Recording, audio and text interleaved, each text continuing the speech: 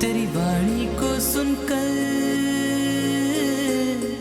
अब होते हैं सवेरे। आज पर्वराज प्रभूषण पर्व का 9वां दिन, महत्वपूर्ण दिन, उत्तम आकिंचन का दिन। आत्मा में कीचड़ नहीं हो है उत्तम आकिंचन। तुम्हारी अभी आत्मा में कीचड़ भरा हुआ है, इस कीचड़ को बाहर निकालना ही सबसे बड़ी साधना है। अब प्रमथ सागर जी महाराज इस कीचड़ को निकालने में सफल हुए और 10 व्रत की साधना कर रहे हैं, निर्जला साधना कर रहे हैं।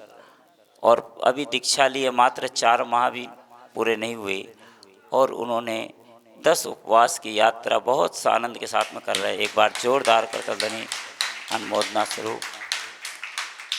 उनकी पारणा परसों अंतर्मना की पारणा के साथ में बहुत आनंद के साथ में होगी। पूरा कार्यक्रम के बारे में आपको कल सूचित कर देंगे। अभी फिलहाल अंतर्मना उवाच में अंतर्मना आचार्य श्री लिखते आत्मा में कीचड़ कब नहीं होगी। उत्तम ब्रह्मचर्य आएगा तब तुम्हारी आत्मा में कीचड़ नहीं होगी। उत्तम ब्रह्मचर्य का अर्थ है अपनी नज़र और नीयत को संभाल कर रखना। दृष्टि की पवित्रता परमात्मा को जन्म देती है और दृष्टि की अपवित्रता संसार को बढ़ाती है। साइड में हो जाएं, आपका फोटो आ गया, किनारे हो जाओ, किनारे उधर पहुंच जाओ। बालों को कितना भी रंगवाओ, बाल काले हो सकते लेकिन यमराज को धोखा नहीं दे सकते, याद रखना। बाल काले कर सकते हो लेकिन दिल को काला मत करना, दिल को सफेद रखना। ब्रह्मचर्य यानी लक्ष्मण रेखा को खींचना। ब्रह्म जैसी चर्या ही ब्रह्मचर्य है। अंतर्मना उवाच में लिखते हैं ऊर्जा को काम में नहीं राम में लगाओ, वासना में नहीं साधना में लगाओ, सेक्स में नहीं समाधि में लगाओ, भोग में नहीं योग में लगाओ। स्वयं में रमना, स्वयं में उतरना, स्वयं में खो जाना ही ब्रह्मचर्य है। सरकार परिवार नियोजन की चिंता करती है, धर्म पाप नियोजन की चिंता करता है। सुकरात से एक सज्जन ने पूछा कि कितनी बार सहवास करना चाहिए। उसने कहा जीवन में एक बार। यदि एक बार में मन न माने तो साल में एक बार, साल में एक बार मन न माने तो महीने में एक बार, और एक बार से भी काम न चले तो अपने माथे पर कफन बांधकर शमशान घाट चले जाना चाहिए। ब्रह्मचर्य का तात्पर्य क्या? ब्रह्मचर्य का तात्पर्य मेरी दृष्टि में इतना ही है। तुम्हारा दृष्टिकोण, स्पर्श और दृष्टि दोनों साफ होनी चाहिए, अर्थात नियत और कामना दोनों साफ होनी चाहिए। दोनों साफ है, तुम्हारे भीतर उत्तम ब्रह्मचर्य घट जाएगा। फिर आत्मा में कीचड़ नहीं होगी। जब आत्मा में कीचड़ नहीं होगी तो तुम्हारा जीवन आनंदित हो जाएगा और तुम्हें सत्य का रियलाइजेशन होगा। सत्य के रियलाइजेशन के लिए बहुत ज़रूरी है। जिन्होंने उपवास किए, जो कर रहे हैं, जो यात्रा को तय कर रहे हैं, उनकी अनुमोदना जरूर करनी चाहिए। जो नहीं कर सकते कोई बात नहीं, लेकिन जीवन में मरने से पहले एक उपवास जरूर कर लेना। 24 घंटे बिना कुछ खाए पिए रह के देखो। प्रदीप जी तिजारा वाला, जो कि औद्योगिक नगरी कानपुर के दिगंबर जैन समाज के गौरव, संपूर्ण जैन समाज के नक्षत्र, उनका स्पष्ट मानना है कि कोरोना काल ने बहुत कुछ सिखा दिया महाराज जी। पैसा कुछ काम नहीं आया, काम तो व्यक्ति ही आया। चाहे डॉक्टर हो, चाहे नर्स हो, चाहे पड़ोसी हो, काम उन सबकी शुभकामनाएं आई परिवार की, तभी व्यक्ति आज स्वस्थ एवं प्रसन्नचित्त घूम रहा है। लेकिन लोगों ने परिवार से भी ऊपर पैसे को महत्व दिया, ये ठीक नहीं है। पैसा बहुत कुछ हो सकता है लेकिन सब कुछ नहीं है। लेकिन हर आदमी का काम यदि अटका है, पैसे के लिए अटका है, वो यदि देख रहा है तो पैसे के दृष्टिकोण से देख रहा है।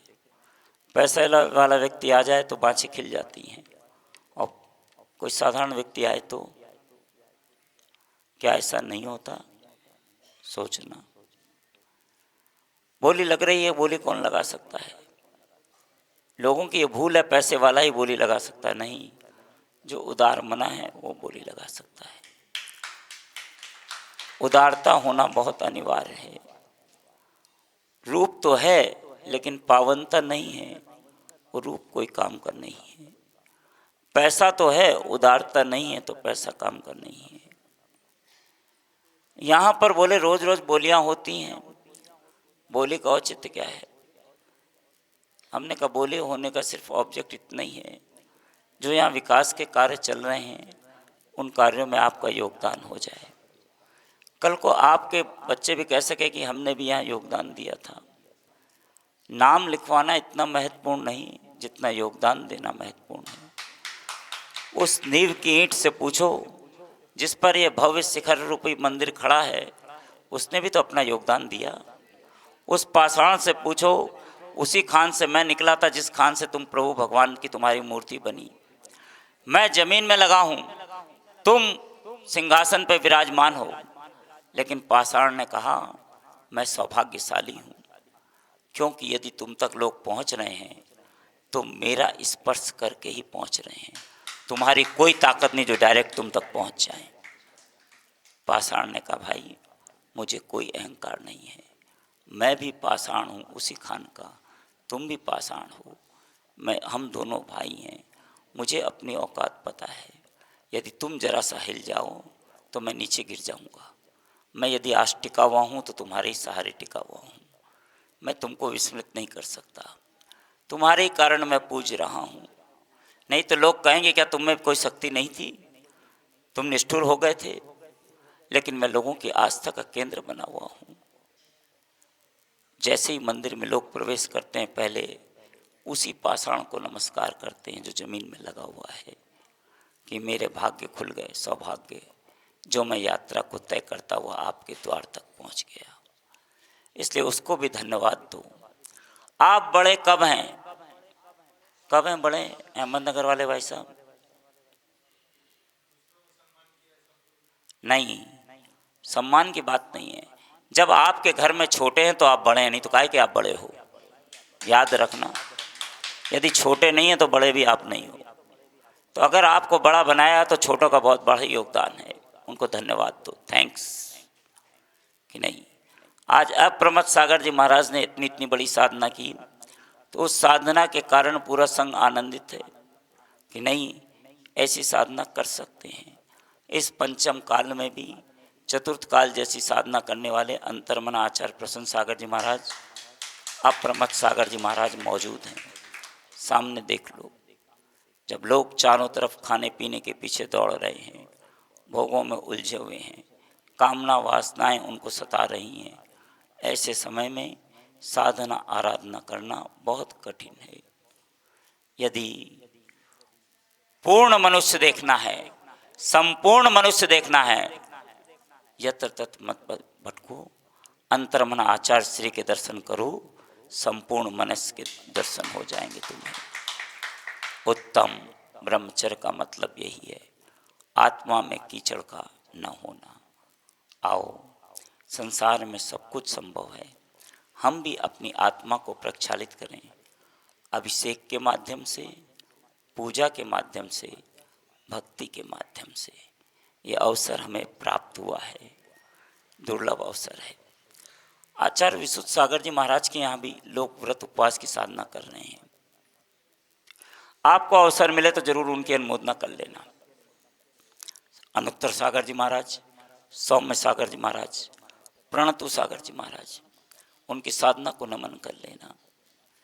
और समय मिले तो पुण्य सागर जी महाराज के पास पहुंच जाना, तुम्हारा पुण्य गाढ़ा हो जाएगा। वहाँ महोत्सव सागर जी महाराज अपनी साधना आराधना कर रहे हैं, वहाँ भी बहुत से साधक साधना कर रहे हैं, उनको तहे दिल से धन्यवाद देना। बहुत से श्रावक सदग्रस्त पर्वराज परूषण पर्व की यात्रा को तय कर रहे हैं, उन सब की कुशल क्षेम जान लेना और उनके सहयोगी बन जाना। उपवास मत उड़ाना, बल्कि कहना धन्य है आपकी आत्मा की शक्ति को। ये शरीर तो नष्ट होने वाला है, लेकिन आत्मा जो शाश्वत है, आप उस आत्मा के सहारे अपनी यात्रा को तय कर रहे हैं। आपको बहुत बहुत अभिनंदन। इतने शब्द, अच्छे शब्द बोल लेना, और तुम्हारे कहने से हो सकता है उनका उत्साह और बढ़ जाए और आने वाले दिन में वो और उपवास कर सकें। बहुत आनंद के साथ में संभवनाथ भगवान के चरणों में चलते हैं। कुछ भी नहीं है असंभव, सब कुछ असंभव, क्योंकि आचार्य संभव सागर जी का आशीर्वाद बरस रहा है यहाँ पर। बहुत आनंद के साथ में प्रमाण को प्रमाण की कोई आवश्यकता नहीं।